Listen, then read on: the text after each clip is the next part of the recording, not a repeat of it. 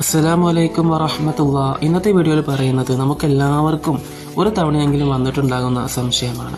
നിസ്കരിച്ചുകൊണ്ടിരിക്കുന്ന സമയത്ത് നാം നിസ്കരിക്കുന്നത് മൂന്നാമത്തെ റക്കാത്താണോ നാലാമത്തെ റക്കാത്താണോ എന്നൊക്കെ സംശയം വരാറുണ്ടല്ലേ. ഇങ്ങനെ വന്നാൽ നമ്മൾ എന്താ ചെയ്യേണ്ടത്?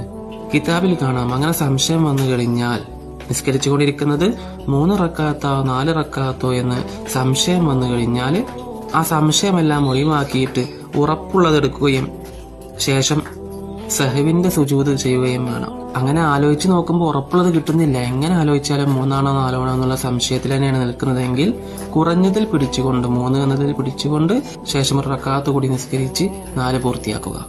എപ്പോഴും കുറഞ്ഞതിലാണ് നമ്മൾ പിടിക്കേണ്ടത്. കാരണം എന്തെന്ന് വെച്ച് കഴിഞ്ഞാൽ നിസ്കാരം കഴിഞ്ഞതിന് ശേഷം നമ്മുടെ സംശയം നീങ്ങി ഞാൻ നിസ്കരിച്ചത് മഗ്രിബാണ്, പക്ഷെ ഞാൻ 3 ആണെന്ന് കരുതി 2 നിസ്കരിച്ചിട്ടുള്ളൂ എന്നുണ്ടെങ്കിൽ നമ്മൾ മടക്കി നിസ്കരിക്കേണ്ടി വരും.